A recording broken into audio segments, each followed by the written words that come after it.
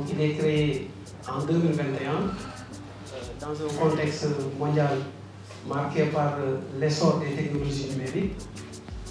Au départ, donc, par un groupe de chercheurs physiques, mais vu le caractère transversal de la modélisation, rapidement, donc, le groupe s'est élargi à plusieurs disciplines. Nous voudrions créer un cadre d'échange, de partage et donc de collaboration des chercheurs, ce qui éventuellement nous permettra donc de fédérer les synergies de recherche autour de la modélisation.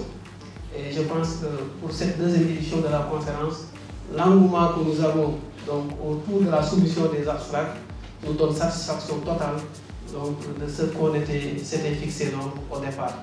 Félicitations donc, aux organisateurs, à la tête desquels monsieur le professeur Céline Biragay,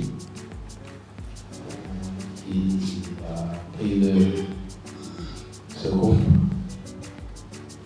de façon assez volontaire et a pu lui faire faire des pas appréciables et vous allez apprécier encore plus dans ce qui va venir.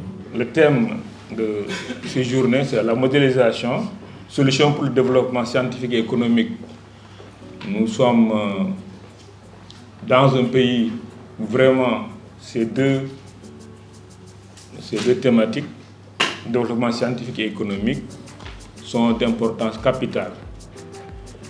Donc, vous verrez donc lors des présentations que vraiment l'accent a été mis sur cela et surtout pour préparer nos futurs étudiants ou docteurs donc, à travailler dans le cadre de la modélisation pour aller rapidement trouver des propositions de solutions pour le développement de notre pays et de notre continent. Quelques mots juste pour les participants. Ce que j'ai l'habitude de dire, surtout pour les non-doctorants, c'est qu'il faut s'impliquer. Il faut être attentif. Il faut poser les questions dont vous avez envie de poser. C'est un espace d'échange. C'est un espace de partage. C'est un espace également de remise en cause de soi-même parce que souvent on est sur une chose, on y est bien fondé. Alors c'est le moment de confronter votre travail, vos connaissances à ceux des autres pour s'améliorer. Et messieurs les présentateurs,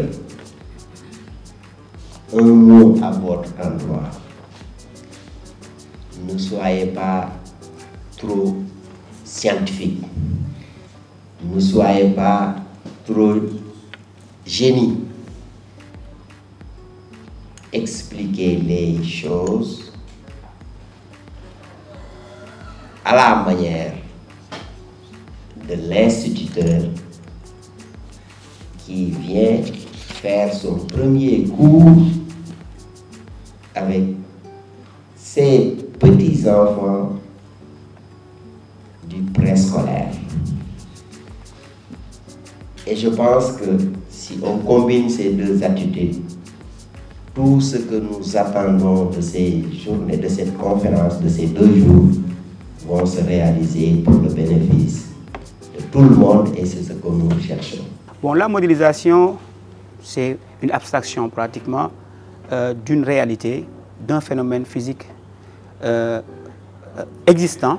Donc, et ça permet, donc, même si on n'a pas le matériel, ou bien le phénomène ne se passe pas, concrètement, qu'on puisse en amont prévenir, bien prédire de ce qui va se passer.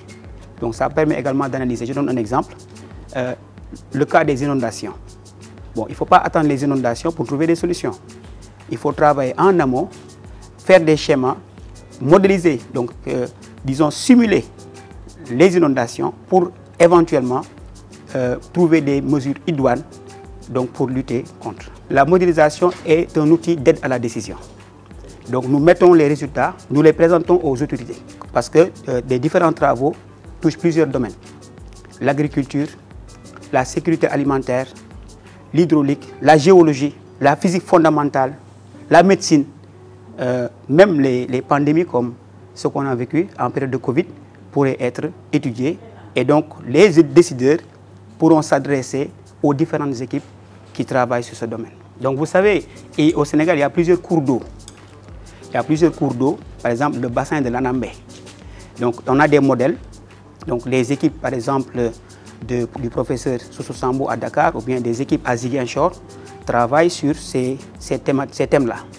Et donc on peut améliorer les cultures en faisant des modélisations des barrages, des lâchers d'eau et éventuellement mettre des outils d'aide à la décision au niveau des autorités pour donc orienter les agriculteurs pour de meilleurs rendements.